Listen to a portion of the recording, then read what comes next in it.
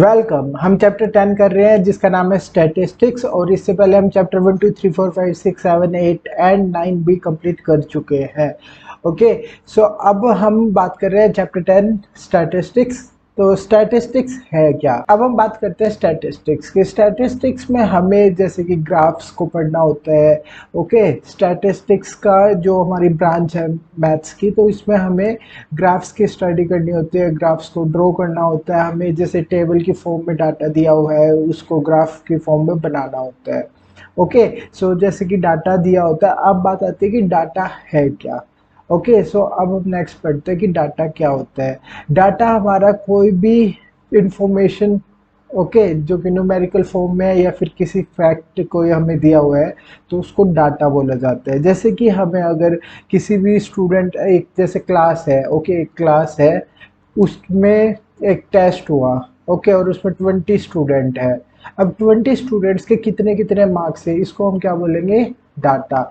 जो मार्क्स आए हैं, ओके, हर स्टूडेंट के, उसको क्या बोला जाएगा? डाटा।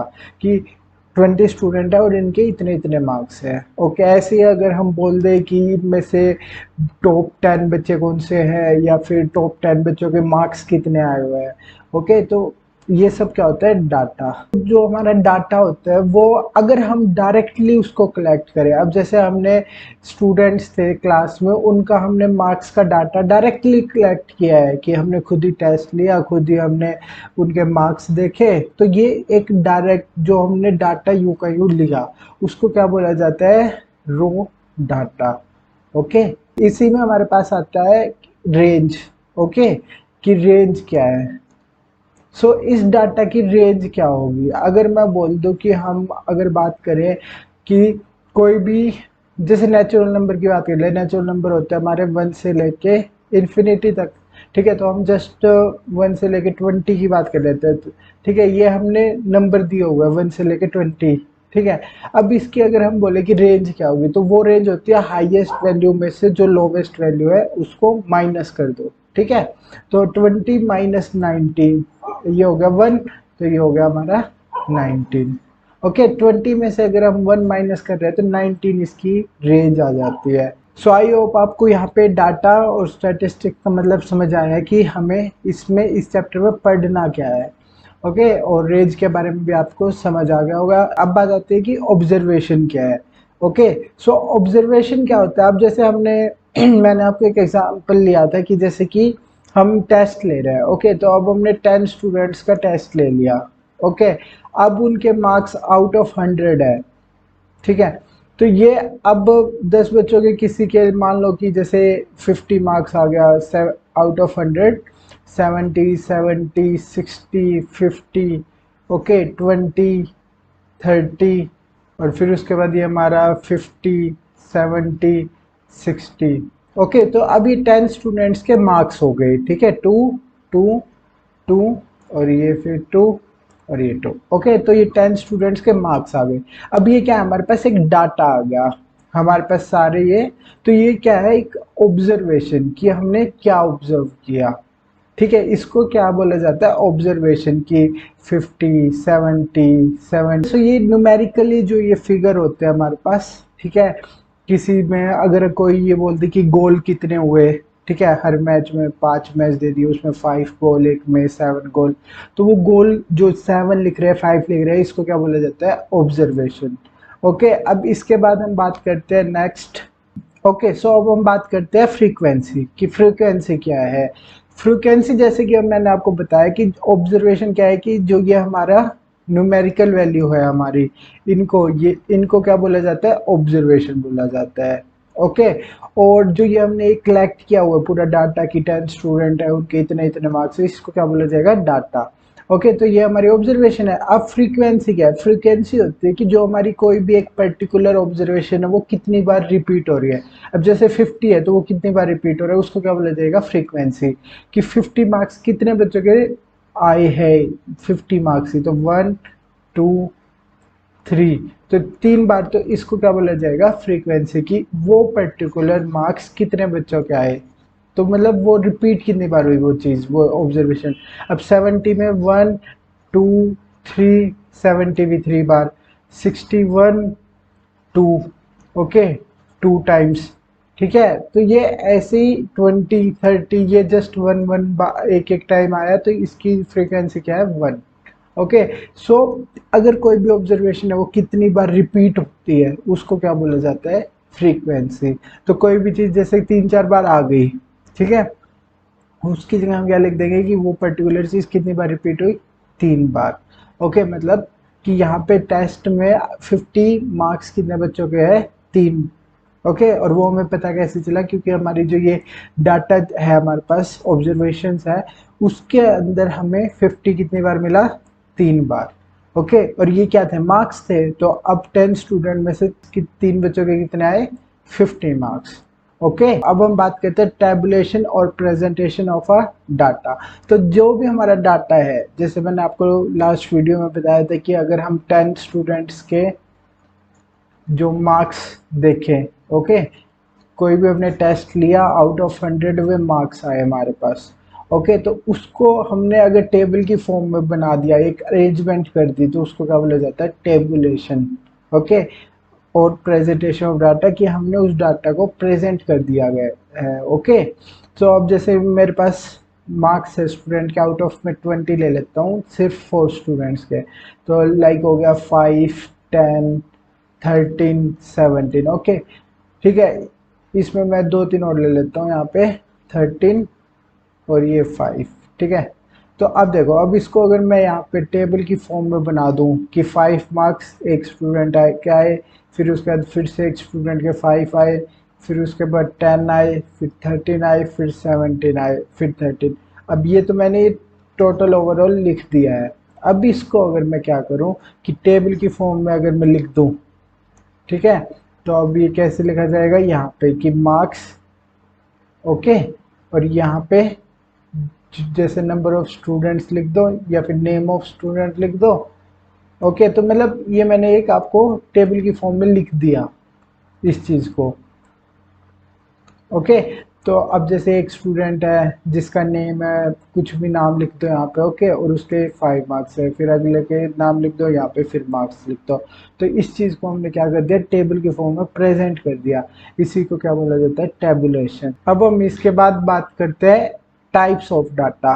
ओके, कि डाटा कैसे कैसे होते हैं। तो पहला डाटा, अब जैसे हमने एक टेस्ट लिया है, ओके, अब उसके स्कोर है, 10 स्टूडेंट्स है, उनके स्कोर, ओके, जैसे 2 5 7 10 ये स्कोर है, ठीक है। तो ये डाटा जो हमने खुद जैसे टेस्ट लिया है, ओके, हमने डायरेक्टली वहीं से, जहाँ टेस्ट है, जहाँ पे चेकिंग हो रही है, वहाँ से हम जो डाटा ले रहे हैं उसको बोला जाता है प्राइमरी डाटा, जो खुद से लिया जाए। बट जो दूसरा होता है वो होता है सेकेंडरी डाटा। सेकेंडरी डाटा क्या होता है, किसी ने ऑलरेडी पूरा एक टेबल बना दिया या फिर पूरा डाटा उसने लिख रखा है कहीं पे, ओके, कहीं पे भी कह सकते हैं जैसे, ओके, किसी ने ऑलरेडी वहाँ पे ऑब्जर्वेशन, जैसे देखो क्या होता है कि अभी किसी ने मान लो टेस्ट लिया किसी टीचर ने, और वो जैसे नॉर्मली किसी कोई टीचर टेस्ट ले रहा है, उसने पूरा डाटा लिख दिया है, उसके बाद उसी डाटा को अगर कोई और टीचर आगे कभी पढ़े जा, अभी मैंने टेस्ट लिया है और अभी के अभी मैं मार्क्स देख रहा हूँ कि हाँ ये डाटा, ये तो क्या हो गया, प्राइमरी डाटा। बट अब मैं इसको लिख के पूरा, ओके, इसको मैं एक रिपोर्ट वगैरह बना के अलग से रख दूं, और फिर उसको कोई कभी बाद में उसको देखेगा, तो वो होता है सेकेंडरी डाटा। मैं नहीं देख रहा, उसको मेरे अलावा कोई और देख रहा है, तो उसको, उसके लिए क्या हुआ, उसको ना टेस्ट का कोई वो, ना उसने कोई ऑब्जर्वेशन की कि लाइक उसने टेस्ट की कॉपीज को देखा, ओके, वो जस्ट क्या कर रहा है, उस डाटा को देख रहा है जो मैंने उसमें लिखा हुआ है।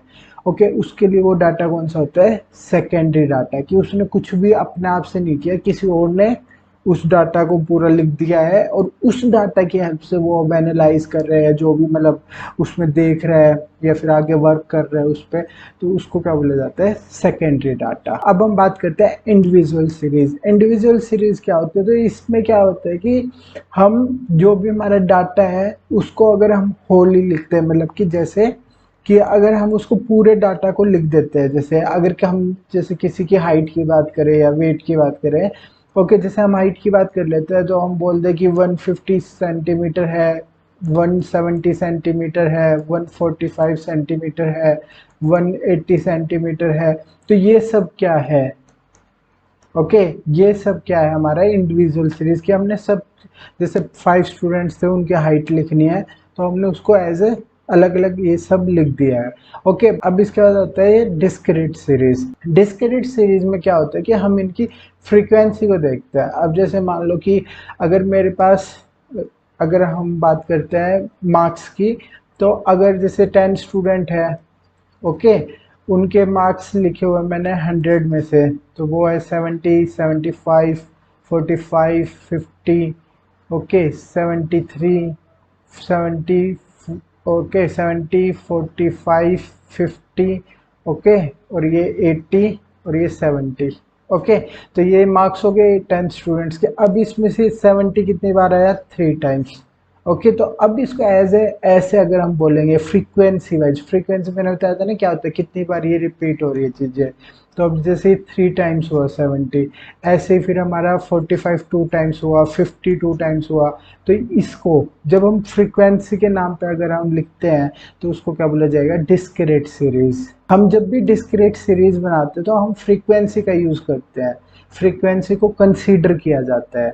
जब हम इंडिविजुअल की बात कर रहे हैं उसमें हम जस्ट जो भी डाटा है उसको हम नॉर्मली लिख रहे हैं। ओके, तो अगर ऐसे जैसे हमने ये टेस्ट लिया, ठीक है, तो इंडिविजुअल सीरीज में ये क्या है, अगर हम इसको जस्ट ऐसे नॉर्मली लिख दे तो ये होगा इंडिविजुअल सीरीज।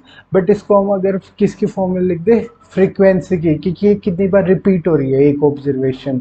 ओके, ये एक ऑब्जर्वेशन है 73, 80, ये ऑब्जर्वेशन है। अब ये कितनी बार रिपीट हो रही है उसको फ्रीक्वेंसी बोला जाता है। और उसी चीज का अगर हम यूज करके लिख दें तो उसको क्या बोला जाता है? Discrete series.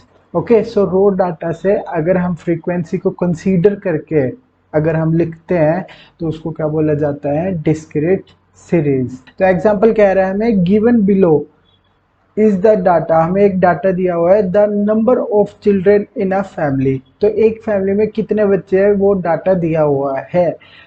In the locality of 15 families, तो 15 फैमिली है एक लोकेलिटी में, एक लोकेलिटी में 15 फैमिलीज है और उनके कितने कितने बच्चे हैं वो लिखे हुए हैं यहाँ पे। Draw the frequency table to represent the data. तो हमें क्या कहा गया है कि फ्रीक्वेंसी टेबल ड्रॉ करो। फ्रीक्वेंसी टेबल कौन सी होती है? जिसमें हम इस डाटा की फ्रीक्वेंसी भी लिखें।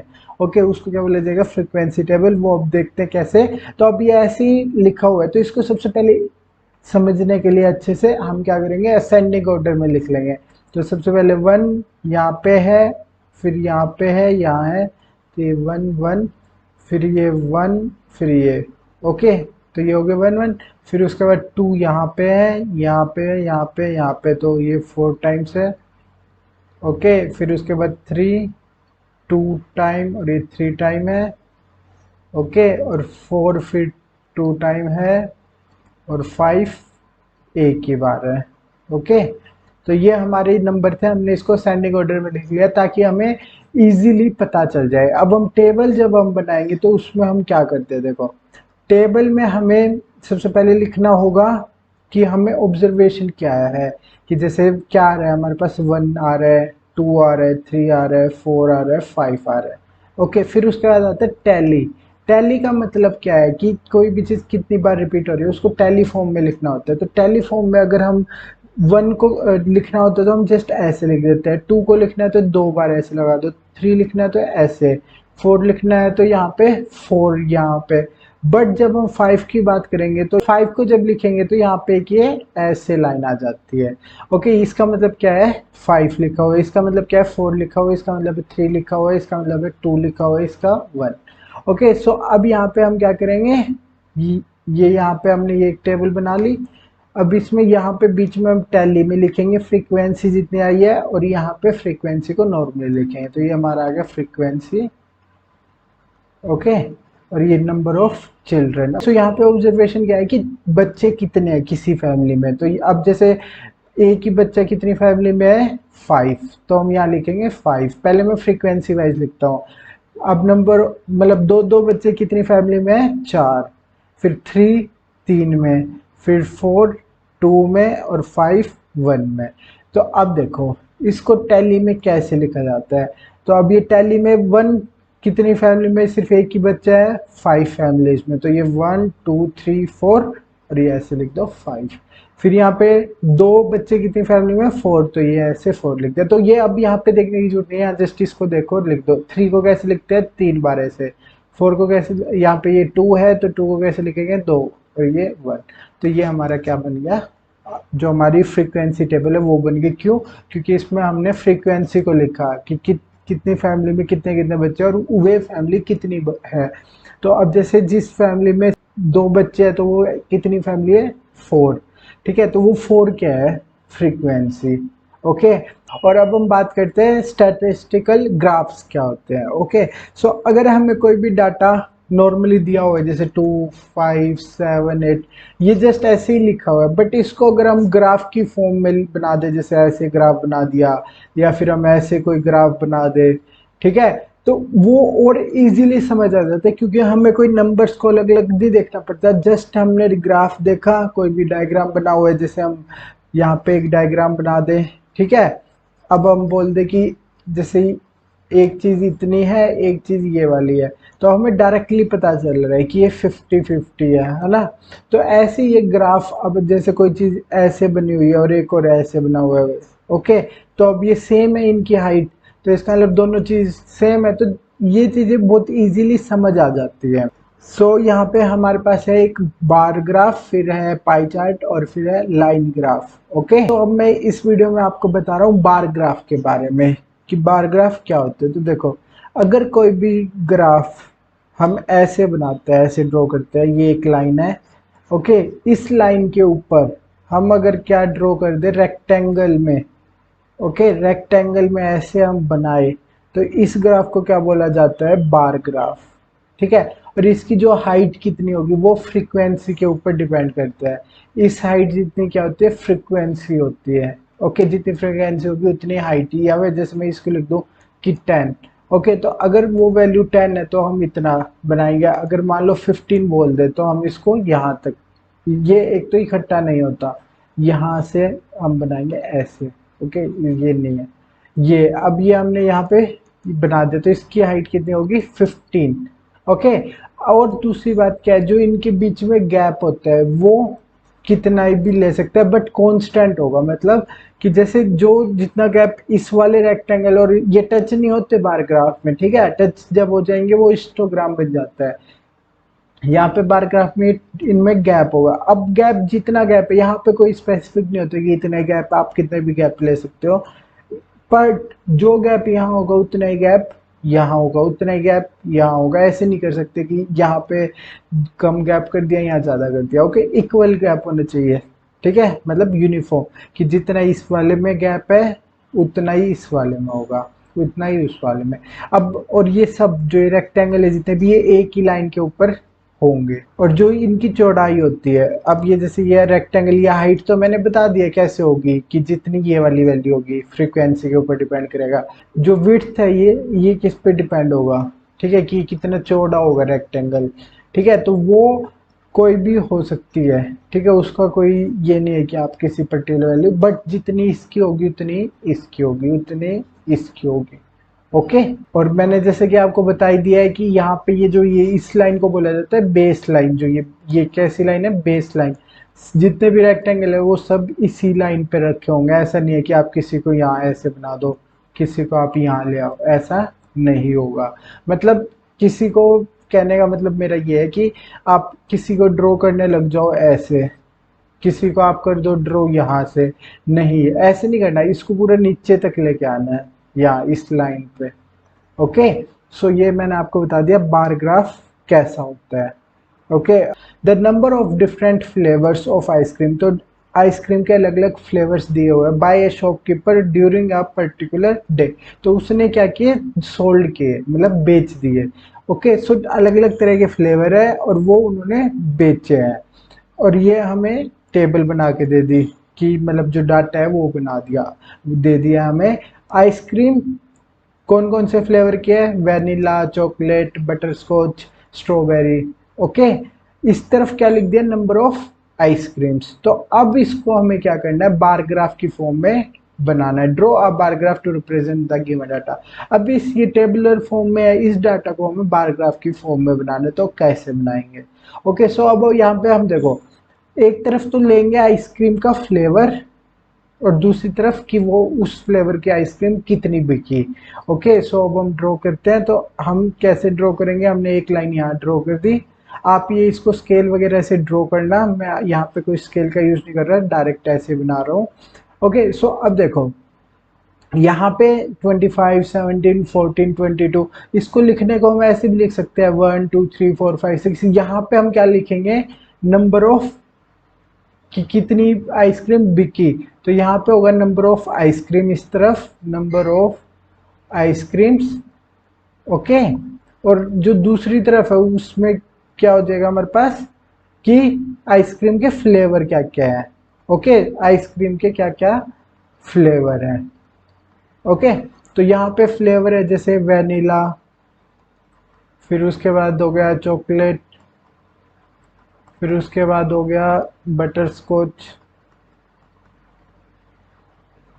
फिर उसके बाद हो गया स्ट्रॉबेरी।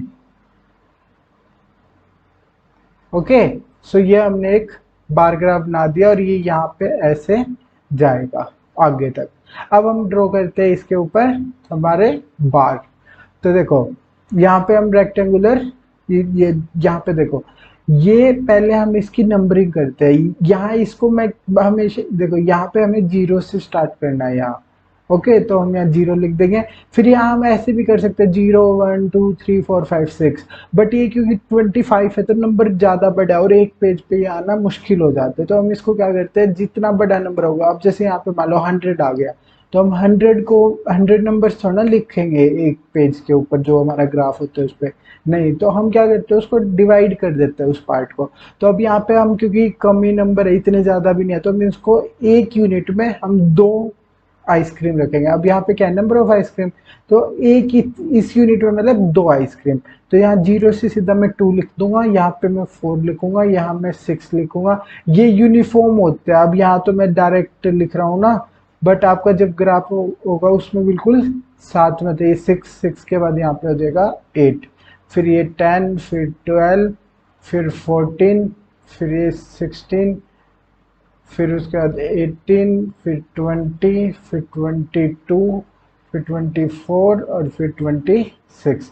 तो और हम ये क्या लिखते क्या, अभी देखो 2 तरह की एक्सिस होती है। ये जो इस तरफ जाती है इसको बोलते हैं एक्स एक्सिस। ओके, और जो ऐसे जाती है इसको, ये कैसे गई हॉरिजॉन्टली, तो ये एक्स एक्सिस, और ये क्या है वर्टिकली वाई एक्सिस। ओके, वैसे हम इनको चेंज कर सकते हैं, कोई फर्क नहीं पड़ता, बट हम क्योंकि वैसे हमारे पास 3 एक्सिस होते हैं, जब हम 3D की बात करते हैं तो 3 एक्सिस होते हैं, एक और होते हैं जो कि जेड एक्सिस होती है।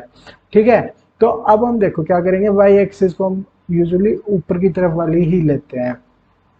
ठीक है, तो अब वाई एक्सिस को हम क्या लिख देंगे कि एक यूनिट वाई एक्सिस की, 1 यूनिट वाई एक्सिस की, वो किसके बराबर है, 2 आइसक्रीम के बराबर। ये हमें यहाँ पे स्पेसिफाई करना होता है। ठीक है, क्यों किया हमने ये यहाँ पे स्पेसिफाई, क्योंकि यहाँ पे स्पेसिफाई करना होता है। ठीक है, क्यों किया, क्योंकि जिससे जब कोई पढ़े तो उसको पता चल जाए कि हाँ हमने यहाँ पे 2 का गैप लिया है। ऐसे अगर हमें 5 का लेना हो तो यहाँ पे 2 की जगह 5 आ जाएगा। ओके, तो अब हम अपने यहाँ पे देखो ड्रॉ करते हैं, यहाँ पे बार ग्राफ, ये 25 वेनिला, वेनिला कितनी है हमारे पास 25, तो ये यहाँ जहाँ 25 यहाँ होगा 24 और 26 के बीच में, तो ये एक रेक्टेंगल बना दिया हमने। फिर उसके बाद चॉकलेट, चॉकलेट कितने 17, तो ये 18 और 16 के बीच में चला जाएगा, तो ये लगभग इतना हो जाएगा। ठीक है, फिर उसके बाद बटर स्कॉच 14, तो ये यहाँ तक हो जाएगा। ओके, और फिर उसके बाद स्ट्रॉबेरी 22, तो ये यहाँ से आ जाएगा। ठीक है, तो ये क्योंकि मैं जस्ट ऐसे ही बिना ग्राफ के बना रहा हूँ तो इसलिए ऐसे ये टेढ़े मेढ़े बन रहे हैं। ठीक है, बट आप जब ग्राफ के ऊपर बनाओगे तो ये बिल्कुल अच्छे से बन जाएंगे। तो ये हमने क्या बना दिए, ये सब क्या है, ये ग्राफ हमने बार ग्राफ बना दिया पूरा। ओके, इस तरफ हमारी आइसक्रीम है के जो फ्लेवर, और इस तरफ नंबर ऑफ आइसक्रीम। तो अब जैसे ये यहाँ पे ये देखते ही पता चल रहा है कि वेनिला कितनी बिकी 25, 24 से ज़्यादा, 25 से 26 से कम, तो ये 24 यहाँ पे। फिर उसके बाद यहाँ पे ये चॉकलेट फ्लेवर था जो वो 17, तो हमें जस्ट टेबल देखने की जरूरत नहीं पड़ी, जस्ट हमने ये ग्राफ में ऐसे देख लिया। तो अभी तो ये फिर भी थोड़ा सिंपल था, बट जब थोड़ी ज़्यादा वैल्यूज आ जाती है, नंबर ऑफ वैल्यूज ज़्यादा हो जाती है, उस टाइम पे ये ग्राफ और ज़्यादा इजीली समझ आ जाते हैं नॉर्मली जो टेबुलर फॉर्म में जो लिखा होता है उससे। The graph given below shows the number of enrolments of nursery children over a period of 6 years. तो ये क्या बता रहा है हमें ग्राफ कि नंबर ऑफ एनरोलमेंट्स मतलब कितने नए बच्चे एडमिशन ले रहे हैं, ठीक है, पिछले 6 साल। ओके, तो अलग अलग साल का अलग अलग जैसे सेशन होता है ना, जैसे हम लिखते हैं 1920 2021। ओके, तो ऐसे सेशंस दिए हुए हैं। Okay, study the graph carefully and answer the following question. तो हमें ग्राफ को देखना है, समझना और ये बताने हैं आंसर्स इन क्वेश्चंस के। तो in which year was the enrolment of children highest. तो किस साल में हाईएस्ट थी। तो सिंपल है, हमें क्या करना होता है, जो हाइट होती है वो हमें क्या बताती है, फ्रीक्वेंसी बताती है। ओके, तो जितनी बड़ी हाइट होगी उसी की फ्रीक्वेंसी ज़्यादा, इसका मतलब नंबर भी उसमें क्या हो जाएंगे, ज़्यादा। तो अब इनमें डायरेक्ट हमें हाइट किसकी बड़ी दिख रही है, इस वाले की। और अब इसका जो है ईयर देख लो, वो है 2015 और 16 में। तो ये क्या बता रहा है हमें कि सबसे ज़्यादा स्टूडेंट कब एनरोल हुए, 2015 से लेकर 2016 तक। अब इसके बाद पूछ रहे इन विच 2 years was the enrolment of children equal. तो ऐसे कौन से 2 साल थे जिसमें जो एनरोलमेंट थी चिल्ड्रंस की वो इक्वल थी, मतलब सेम नंबर ऑफ चिल्ड्रन दोनों साल एनरोल हुए। ओके, जैसे मान लो 100 स्टूडेंट्स एक साल हो गया, 100 स्टूडेंट किसी और साल भी हुए, मतलब इक्वल नंबर ऑफ स्टूडेंट होने चाहिए। तो अब हम जो भी हाइट इक्वल होगी दो इनकी, ओके, तो वही इक्वल हो जाएंगे। तो अब देखो ये वाला ऐसा इसके साथ में कोई है ही नहीं, ठीक है, ये भी अलग है। फिर उसके बाद ये भी देखे तो ये भी कोई नहीं, इससे बड़े ही है सब, फिर इससे भी बड़े ही है। तो अब रह गए ये वाला, ये और ये दोनों सेम है। तो इसका मतलब 2010 से लेके 11 और 2013 से लेके 14। तो इन 2 सालों में जो नंबर ऑफ एनरोलमेंट्स थे वो क्या है, इक्वल है। अभी हम इसके बाद बात करते हैं जो थर्ड पार्ट है इसका, what was the increase in the number of children between 2013 और 14, जो हमारा ईयर था उसमें, और 2015 एंड 16। ओके, तो इन 2 सालों में मतलब कितने डिफरेंस था। ओके, तो 2013-14 का ग्राफ हमारे यहाँ पे बना हुआ है, ये रेक्टेंगल यहाँ। ओके, तो ये किसके इक्वल है, नंबर ऑफ स्टूडेंट कितने हैं यहाँ पे, 300। ओके, फिर उसके बाद 15 और 16 में ये वाला, तो इसके यहाँ पे मैच करके देखो ये कितना है, 600। ओके, तो 600 में से हम किसको माइनस कर देंगे, बड़े में से छोटे ही माइनस होगा, तो इसका मतलब 300। तो यही इन्होंने पूछा था, what was the increase. Increase कैसे पता चलेगा, सब्ट्रैक्ट करेंगे तभी, ठीक है, in the number of children between, ठीक है। तो कितना डिफरेंस आया, तो 2015-16 में कितने थे, 600 थे, और 2013-14 में कितने थे, 300। तो 600 में से माइनस कर देंगे 300, तो 300 ही आया। ओके, सो आई होप आपको ये समझ आ गया है। अब हम बात कर रहे हैं पाई चार्ट की। ओके, पाई ग्राफ या फिर पाई चार्ट। तो ये होता कैसा है, ये देखो, एक ऐसे आपने सर्कल फॉर्म में देखा भी होगा कि ये जैसे सर्कल बना होता है और इस सर्कल को अलग अलग पार्ट्स में डिवाइड कर दें, ऐसे कर दें, फिर ऐसे कर दें, ओके, ऐसे कर दिया, ठीक है। तो ये जैसे हमने 4 पार्ट में इसको डिवाइड कर दिया, ये पूरा कितना होता है हमारा, 360 डिग्री। ओके, इस 360 डिग्री के किसी को हमने 40 डिग्री पार्ट बना दिया, जैसे इसको मान लो 40 डिग्री हो गया, इसको मान लो 70 डिग्री हो गया, मतलब अलग अलग, और जिनका सम कर देंगे तो वो कितना आ जाए, 360 डिग्री।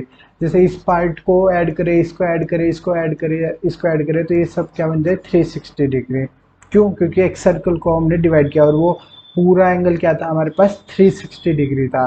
उसको हमने 4 पार्ट में डिवाइड किया, अलग अलग वैल्यूज में, अलग अलग एंगल्स में, बट अगर हम ऐड करेंगे तो वो 360 डिग्री बनेगा। तो अब देखते हैं कि इसको हम कैसे बनाते हैं। तो इसके स्टेप्स होते हैं, सबसे पहले तो हम क्या करेंगे, जितनी भी हमारी वैल्यूज होगी उन सबको इक्वल मान लेंगे 360 डिग्री के, कि जितनी भी वैल्यू है वो सब किसके इक्वल है, 360 डिग्री के, मतलब उन सबको। कहने का मतलब ये है कि एंगल की टर्म्स में, ठीक है, कि मतलब 360 डिग्री के अंदर ही वो सारी वैल्यूज है। ओके, अब हम जो डाटा हमें दिया हुआ है वो तो नंबर की फॉर्म में दिया है, जैसे 4, 20। अब उसको हम डिग्री की फॉर्म में कन्वर्ट करेंगे, वो कैसे करेंगे देखते हैं। तो हम डिग्री में कैसे कन्वर्ट करते हैं, डिग्री ऑफ द कंपोनेंट। ठीक है, अब हमने ये एक डिग्री ली, ठीक है, ये निकालनी है अब उस कंपोनेंट की। तो अब जो कंपोनेंट हमारे पास है वो ले लो, ठीक है, तो जो कंपोनेंट है उसकी वैल्यू, ओके, और डिवाइड करवा दो जो टोटल है, जितने भी कंपोनेंट्स है उनकी वैल्यू है वो, और मल्टीप्लाई करवा दो 360 डिग्री से। तो अब कुछ भी होगा यहाँ कैंसिल आउट हो जाएगा, और यहाँ पे एक हमें एक डिग्री की फॉर्म में वैल्यू मिल जाएगी। अब वो जितनी वैल्यू आएगी उसी को हम ड्रॉ कर देंगे, वो मैं बताऊंगा आगे आपको। इसके बाद हम क्या करेंगे, एक सर्कल बनाएंगे ऐसे, ठीक है, किसी भी रेडियस का।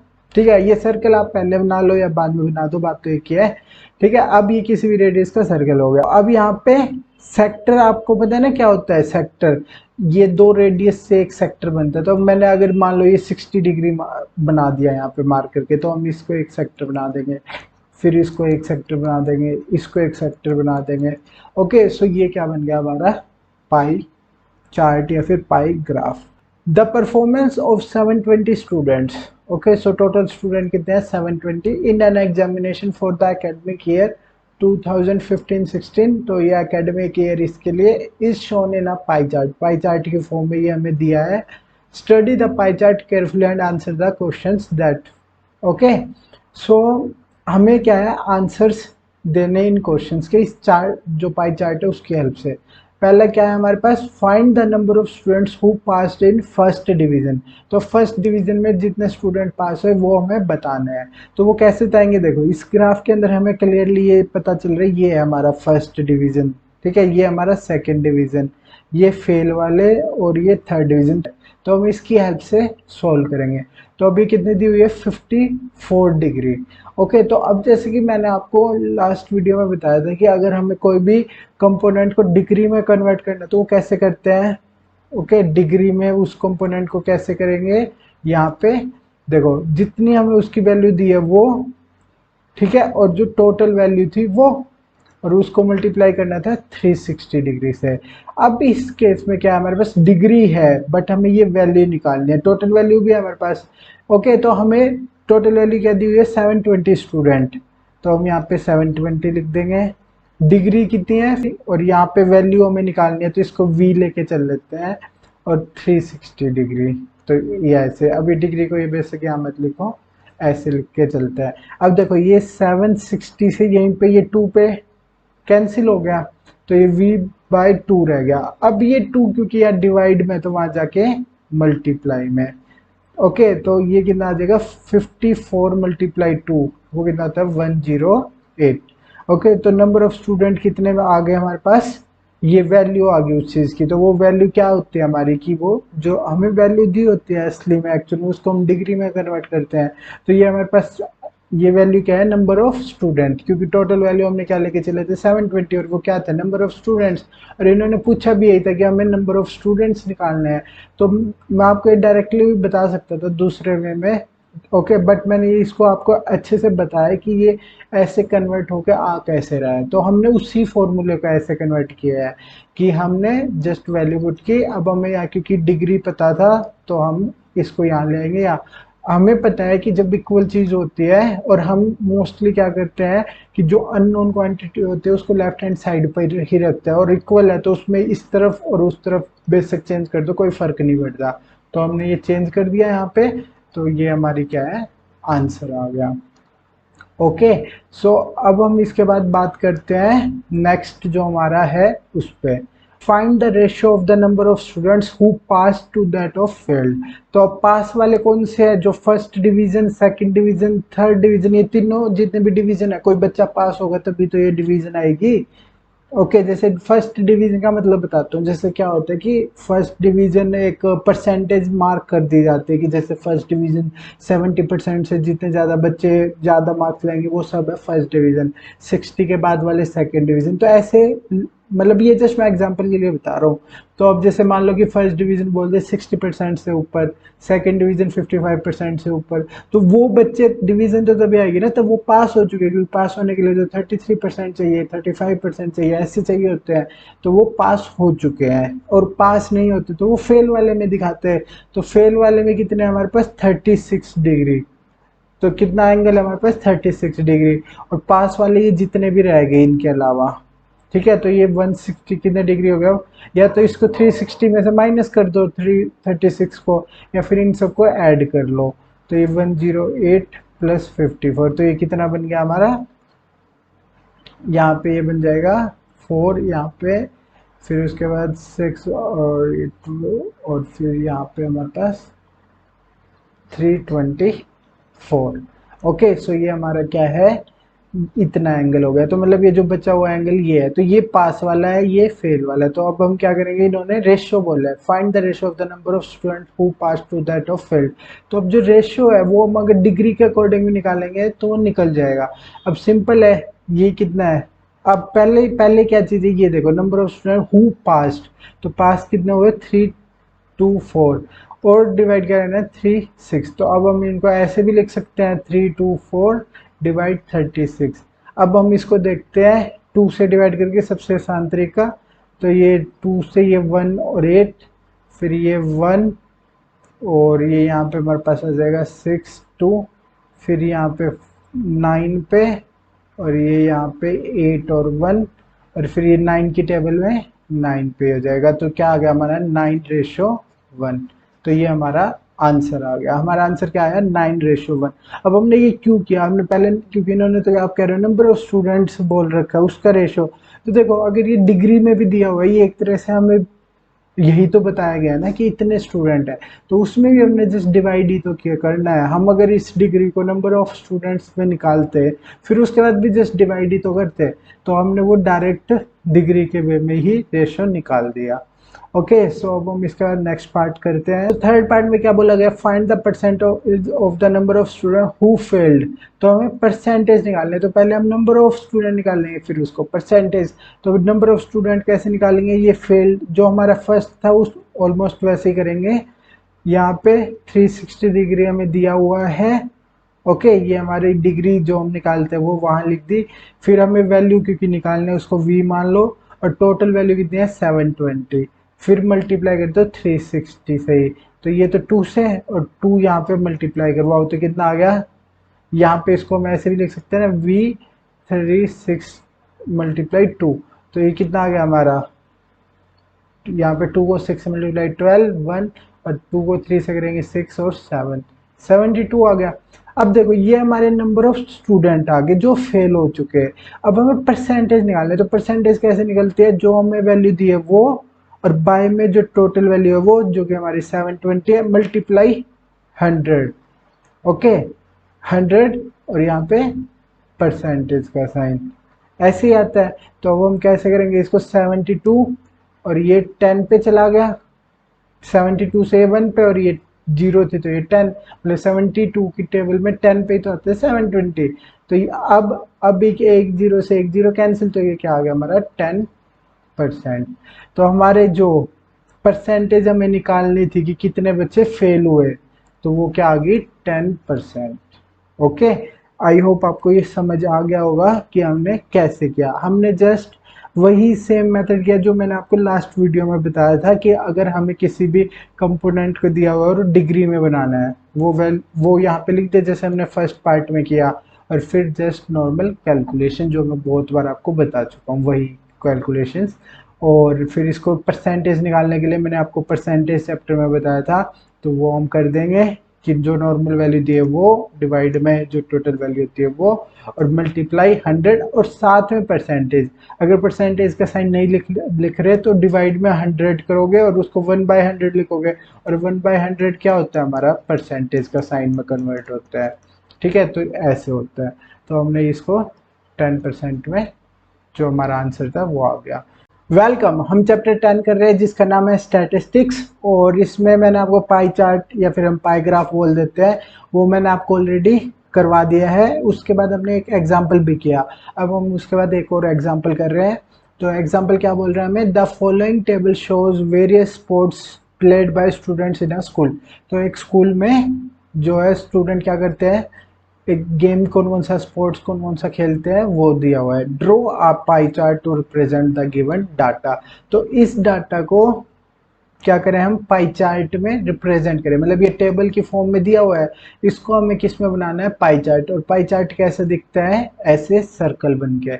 ओके, तो हम सबसे पहले क्या करते हैं, चेस का निकालते हैं। ठीक है, अब हमने क्या करना होता है, एक सर्कल हमने ड्रॉ कर लिया। ठीक है, अब उसका हमें क्या है, अलग अलग जो ये नंबर की फॉर्म में दिए हुए है इनको डिग्री की फॉर्म में कन्वर्ट करना है, क्योंकि टोटल हमारा 360 डिग्री होता है। ओके, तो अब हम इसको कन्वर्ट कैसे करेंगे वो देखते हैं। ठीक है, चेस की जो डिग्री हम वो कैसे निकालेंगे, डिग्री निकालने के लिए हम क्या करेंगे, जो हमारा फॉर्मूला है, जो हमें वैल्यू दी है वो उस पर्टिकुलर कंपोनेंट की, और जो टोटल नंबर ऑफ ये है, तो टोटल इनको कर लो कितने हैं, 3 5 प्लस 70 प्लस 42 प्लस 63, तो ये कितने हो गए टोटल, 3 2 5 5 10 0, और फिर 6 4 10 17 20 और 21 एक वहाँ से, तो टोटल कितना है 210। मल्टीप्लाई जो हमारी डिग्री होती है टोटल 360 डिग्री है। ठीक है, तो देखो जीरो से जीरो कैंसिल। ठीक है, फिर उसके बाद अब हम देखते हैं क्या क्या कैंसिल हो सकता है। अब ये देखो 21, जो मैंने डिविजिबिलिटी के रूल्स आपको बताए थे, तो वो 21 तो 2 की टेबल में ऐसे भी नहीं आता, हमें टेबल से भी पता है, नहीं तो डिविजिबिलिटी रूल से भी पता है। ओके, तो अब हम 3 से करते हैं, तो 3 की टेबल में 7 और ये हो जाएगा 12 पे। ओके, फिर उसके बाद इस 7 से ये कितने पे, 35 5 पे, तो ये क्या आ गया हमारा 5 मल्टीप्लाई 12, जो कि क्या होता है हमारा 60 डिग्री। ओके, तो अब इसका 60 डिग्री की पार्ट जो होगा हमारा, ठीक है, वो की क्या होगा हमारा, मतलब चेस वालों का। अब इसके बाद हम नेक्स्ट देखते हैं क्रिकेट वालों का। तो अब डिग्री निकालते हैं क्रिकेट वालों की, 70 और ये 210 ऐसे ही, और 360। इसको सोल्व करना और बिजी है, क्योंकि जीरो से जीरो कैंसिल। ओके, और फिर उसके बाद 7 से ये सीधा 3 पे, 21 7 की टेबल में आता है, 7 को 3 से मल्टीप्लाई करेंगे 21, और 3 की टेबल में ये फिर से 12 पे, और एक ये जीरो थी तो वो यू की यू, तो 120 डिग्री। ओके, अब हम इसके बाद नेक्स्ट करते हैं हमारा किसका, कैरम वालों के लिए। तो वो भी कितनी डिग्री बन जाएगी वो देखते हैं अब, 42 मल्टीप्लाई 360 डिग्री, और यहाँ पे हो जाएगा 210। तो ये जीरो से जीरो कैंसिल। ओके, और ये 42, 21 का दुगना क्या होता है 42, तो ये 2 से मल्टीप्लाई हो जाएगा, तो 336 को 2 से करेंगे तो 72 डिग्री। और 4 तो हमारा हो गया, फिर से निकालेंगे डिग्री किस चीज़ की, फुटबॉल वालों की, तो 63 बाई में 210 मल्टीप्लाई 360 डिग्री, तो ये जीरो से जीरो कैंसिल। ओके, और ये 21 और ये 63 देखते ही पता चल रहा है 3 की टेबल में है, नहीं तो हम ये वाला भी देख लेते हैं, यहाँ पे 7 से और ये 12 पे, और ये 7 की टेबल में ये कितने पे जाता है 9 पे, है ना। ठीक है, तो ये अब 12 को मल्टीप्लाई करो 9 से, तो 12 की टेबल में 9 पे क्या आता है 108। तो अब हमारे पास एक एंगल बन गया 72 डिग्री, एक 108 डिग्री, एक बन गया हमारा 60 डिग्री, एक हो गया 120 डिग्री। तो अब हम इसको क्या करेंगे, इतने ही पार्ट्स में डिवाइड कर देते हैं। ओके, तो अब इसको जैसे 60 डिग्री होता है इतना यहाँ तक, फिर हमारा और क्या हमारे पास 108 डिग्री और 72 डिग्री, तो 72 डिग्री इतना, और फिर ये इतना, तो ये हमारे 4 पार्ट बन गए हैं।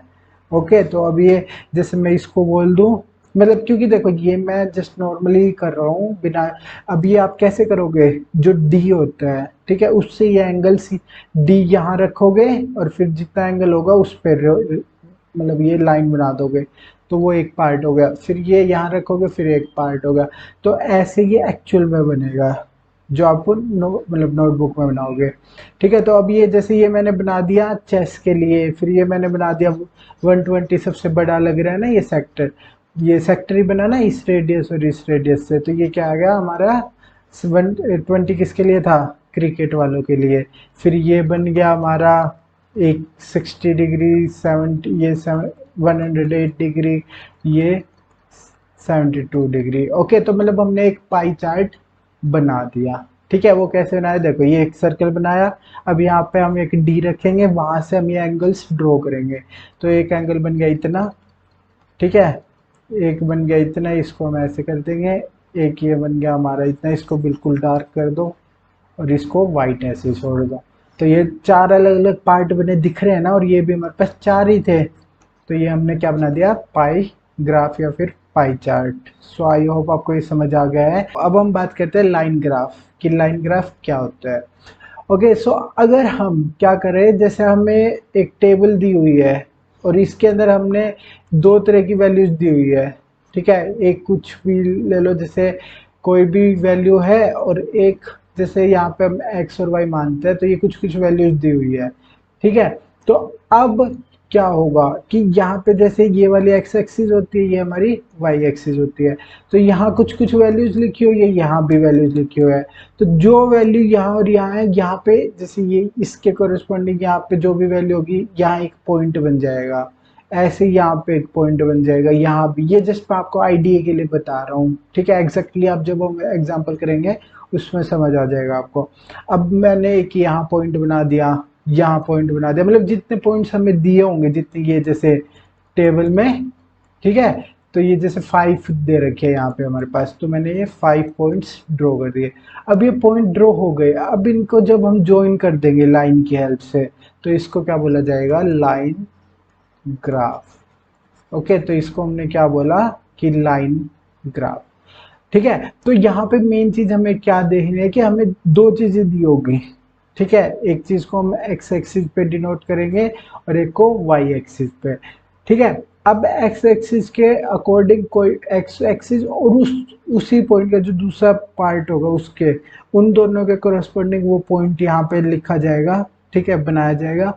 फिर हम अगले पे जाएंगे, फिर बना देंगे, फिर अगले पे जाएंगे, फिर बना देंगे। ऐसे हम जितने भी पॉइंट्स हमें दिए होंगे, 5 10 जितने भी पॉइंट्स हमें दिए होंगे, हम वो लिख देंगे, मतलब ड्रॉ कर देंगे, वहां पे डॉट लगा देंगे।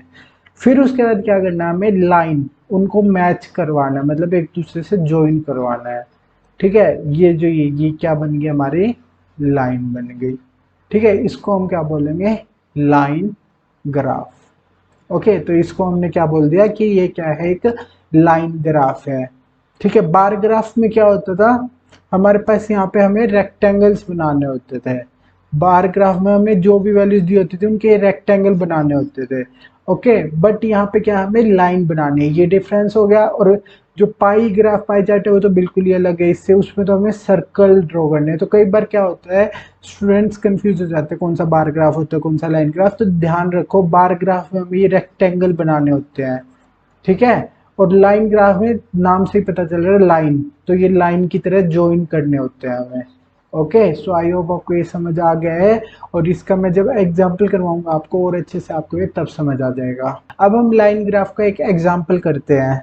ठीक है, तो अब हम देखते हैं कि हमें क्या बता रहा है। द नंबर ऑफ रन्स, हमें यहाँ पे रन्स की बात करनी है, गिवन बाय अ बॉलर। एक बॉलर है, वो कितने रन दे रहा है in a one day match in 10 overs is given below. तो वो 10 ओवर फेंकता है। ओके, तो वो कितने रन दे रहा है, मतलब एक ओवर में उसने कितने रन दिए, दूसरे ओवर में उसने कितने रन दिए, थर्ड ओवर में कितने, फोर्थ ओवर में कितने। तो ऐसे 10 ओवर डाल दिए उसने, बॉलिंग की है उसने 10 ओवर। ठीक है, 50 ओवर का मैच है। ओके, तो उसमें से 10 ओवर उस एक बॉलर ने किया और उसके अलग अलग ये रन्स दिए हुए हैं। तो इसको हमें लाइन ग्राफ में शो करना है। Okay, so draw the line graph for the given data. तो अब हमें देखो, एक चीज मैंने बोला था आपको, दो चीजें दी होगी, तो एक तो यहाँ ओवर्स दिए हुए हैं और दूसरा रन्स। तो अब हमें ओवर को क्या है, एक्स एक्सिस पे लेना है, और रन्स को कहाँ पे, वाई एक्सिस पे। तो यहाँ तो हो जाएंगे हमारे ओवर, यहाँ पे ओवर आएंगे कि उसने first over, second over, third over, fourth, ये 10 ओवर। और यहाँ होंगे उसके रन्स की, उसने एक ओवर में कितने रन दिए, जैसे ये फर्स्ट ओवर है तो इसमें कितने रन दिए, ऐसे। ओके, तो अब हम इसको ड्रॉ करते हैं। अब इसको ड्रॉ करने के लिए हम यहाँ पे दो एक्सिस बना लेते हैं।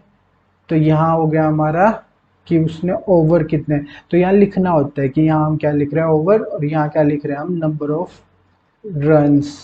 ओके, ठीक है, तो अब देखो यहाँ पे ओवर कैसे आ जाएंगे, 1 2 3 4 5 6 7 8 9 10, ये तो हो गया हमारे ओवर। ठीक है, ये हमने ऐसे यहाँ लिख दिए। अब इसके यहाँ पे इस लाइन पे क्या आएंगे, रन। अब रन देखो कितने हैं, 20 तक दे रखे हैं, तो यहाँ पे हमारे पेज में 20 तक आने थोड़ा मुश्किल है। तो हम क्या करेंगे, जब हम वाई जो एक्स एक्सिस की बात कर रहे हैं उस पर तो सिंपल है कि 1 सेंटीमीटर का मतलब जो हमारी जो ग्राफ होते हैं उसकी जैसे 1 यूनिट बोल दो, तो उसका मतलब क्या है कि 1 ओवर।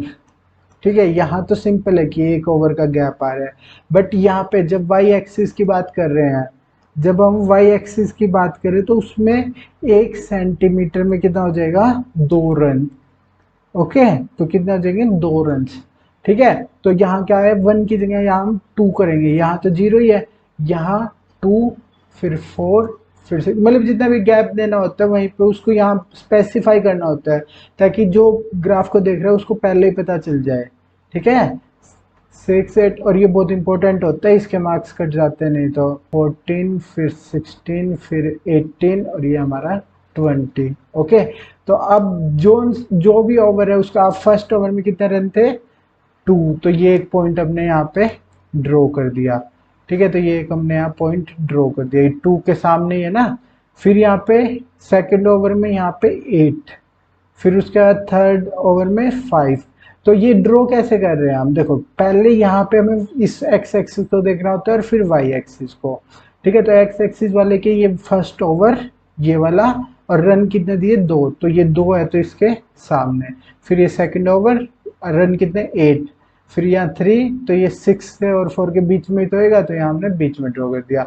फिर उसके बाद 4th ओवर में इसे 10 रन दिए, तो ये हमने यहाँ ड्रॉ कर दिया। ये थोड़ा क्योंकि मैं रफली बना रहा हूँ तो ये आगे पीछे हो सकता है, बट आप प्रॉपर बनाओगे ठीक है ग्राफ में, तो आपका ये एग्जैक्ट बन जाएगा। फिर 5th ओवर में उसने 4, फिर उसके बाद 6th ओवर में 7, तो ये 8 से थोड़ा नीचे हो जाएगा, और 7th ओवर में 20, तो ये सबसे ऊपर, और फिर 8 ओवर में 12, तो ये यहाँ से आ जाएगा, और 9th ओवर में 7, तो ये यहाँ आ जाएगा, और फिर इसका 10th ओवर में 11, तो ये यहाँ आ जाएगा। ठीक है, तो ये हमारे पॉइंट्स हमने ड्रॉ कर दिए। अब इनको जस्ट क्या करना है, हमें ज्वाइन करना है।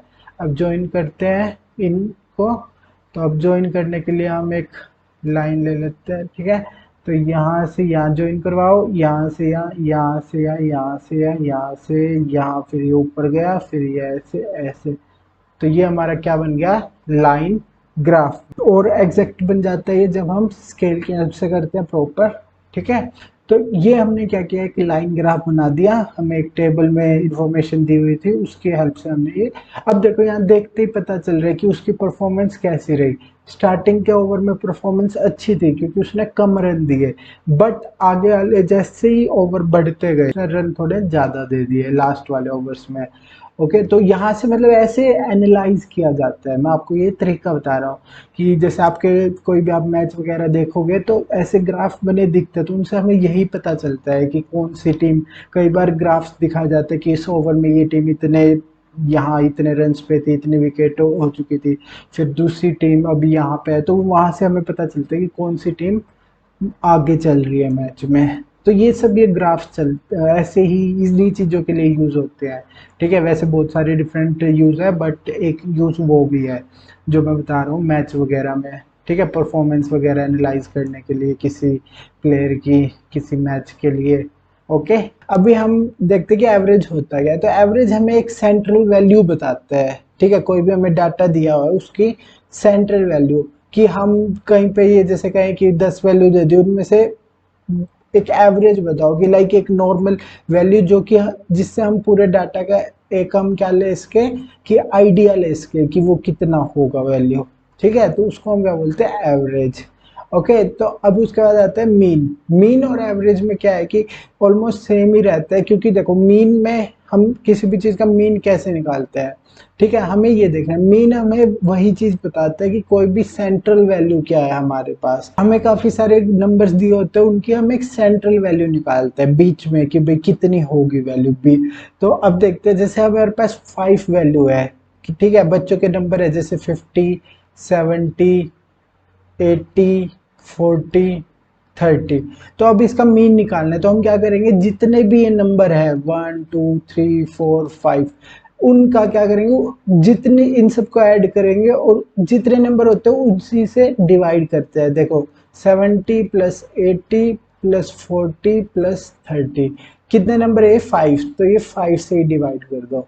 तो अब टोटल करो, 70, 51, 20, 200 और 270। ओके, ये 5 से जब हम डिवाइड करेंगे तो कितना हो जाएगा, देखो करते हैं, 270, तो ये 5 की टेबल में 5 पे, तो ये 25 फिर 2 और ये 4, 20 है ना, तो ये 20, जीरो रिमाइंडर, तो ये 54 आ गया। तो इसका मतलब ये मीन हमारा क्या हुआ, 54। कि ये जितनी भी वैल्यूज है उसका एक मीन निकालो कि सेंट्रल वैल्यू है, जो एक वैल्यू देखो 30 इसकी मिनिमम वैल्यू है, 80 मैक्सिमम वैल्यू। अब इनके जो बीच में वैल्यू है, कुछ वैल्यू ज़्यादा है कुछ कम है इससे, बीच वाली वैल्यू से, तो बीच वाली वैल्यू क्या है हमारे पास, 54 मीन, इसी को बोला जाता है। तो इसमें आपको समझ आ गया होगा कि मीन या एवरेज में हम क्या करते हैं कि अब बीच वाली वैल्यू पे ध्यान देते हैं कि हमारे पास बहुत सारी वैल्यूज है। तो मीन हम कैसे निकालते हैं, जितनी भी वैल्यू, अगर यहाँ पे 10 वैल्यूज दी होती तो हम 5 की जगह क्या लिखते, 10 डिवाइड में, 2 है तो जस्ट 2 वैल्यूज लेंगे, हमारे पास अगर 20 वैल्यू है तो 20 लिखेंगे डिवाइड में। तो ऐसे होता है, जितनी वैल्यूज होते हैं उन सबको ऐड कर दो और फिर डिवाइड में जो जितने भी हमारे पास वैल्यूज है उसको वो वाला नंबर लिख दो, तो ये हमारा मीन निकल जाता है। अब हम बात करें मीडियन की, तो मीडियन हमें एक सेंट्रल वैल्यू के बारे में बताता है। ठीक है, तो अब हमारे कई सारा डाटा दिया हुआ है, तो उस डाटा की जो सेंट्रल वैल्यू होगी वो क्या होगी।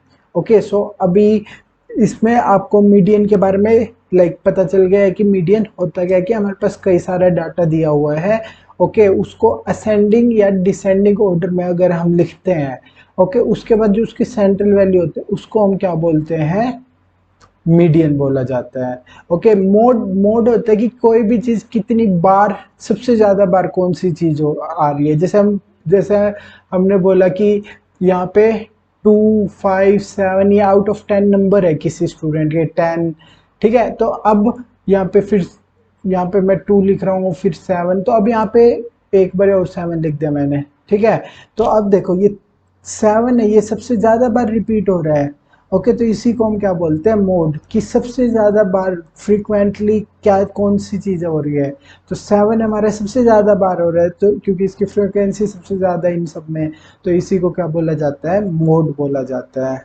ओके, आई होप आपको ये समझ आ गया है कि मीडियन किसे बोलते हैं, मोड किसे बोलते हैं, और ऐसे वीडियोस देखते रहे। Thank you so much.